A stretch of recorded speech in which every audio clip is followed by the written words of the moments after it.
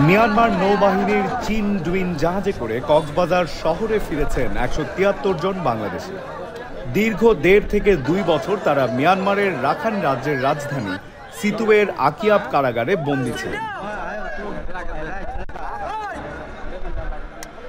Walton air conditioner exchange অফারে split এসিতে ২৩,০০০ টাকা পর্যন্ত নিশ্চিত ছাড়।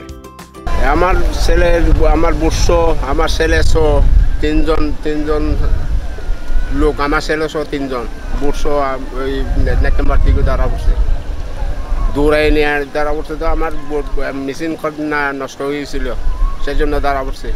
তো ওইটা হলে বর্মা হঠাৎ করে গুলি মারি ফেলি। আমার কোনো আশা ছিল না। এখন আমার ছেলে আমার বাংলাদেশে আসছে, আমি বাংলাদেশ সরকারের অনেক ধন্যবাদ। বুধবার বেলা ১:১টার দিকে গভীর সাগরে অপেক্ষমান মিয়ানমারের জাহাজ থেকে ১৭৩ জনকে বাংলাদেশ নৌবাহিনীর আরেকটি জাহাজে তুলে শহরের বাঁকখালী নদীর BIWTA জেটি ঘাটে আনা হয়। নদীতে মাছ মারতে বাংলাদেশের বর্ডার থেকে নিয়ে গেছে। ১৬ মাস ছিলাম আমরা জেলখানায়। জেলখানা যে আমাদের ৬ মাস ১৬ দিনে ১০ মাস পর্যন্ত আমরা জেলখানায় ছিলাম। তাদের স্বাস্থ্য পরীক্ষা ও ইমিগ্রেশনের জন্য সবাইকে একটি প্যান্ডেলের ভেতরে রাখা হয়। বেলা ২:৩০টার দিকে যাদের বিরুদ্ধে মামলা নেই তাদের স্বজনদের কাছে হস্তান্তর করা হয়। যাদের বিরুদ্ধে মামলা আছে তাদের নিজ নিজ থানার মাধ্যমে স্বজনদের কাছে ফেরত দেওয়া হবে বলে জানা গেছে। ১৭৩ জনের মধ্যে ৩ জন নারীও আছেন। পরিচয় একই, কক্সবাজারের সন্তান, কিন্তু আইনগত সুবিধা পাওয়ার জন্য সে সেখানে বুঝিদং অথবা কোনো গ্রামের নাম দিয়ে আকিয়াব লিখেছে। এই কারণে তাদেরকে শনাক্ত করা খুব কঠিন হয়ে গেছে।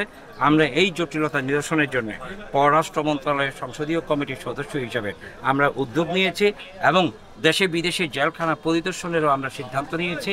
আমি কক্সবাজারের সংসদ সদস্য হিসেবে আমার প্রস্তাবে এই প্রত্যাবর্তনের কাজটুকু আরও এগিয়ে যাচ্ছে। মিয়ানমার আর কতজন আছে আমরা ইতিমধ্যে বলতে পারছি না, তবে সেখানে আমাদের চিহ্নিত শনাক্ত করা আরও প্রায় ৪ শতাধিক লোক আছে এবং শনাক্ত না করা শত শত মানুষ এখনও Myanmar, Thailand, Malaysia, Andaman, Kashmir এবং মধ্যপ্রাচ্যের বিভিন্ন দেশগুলোতে আছে।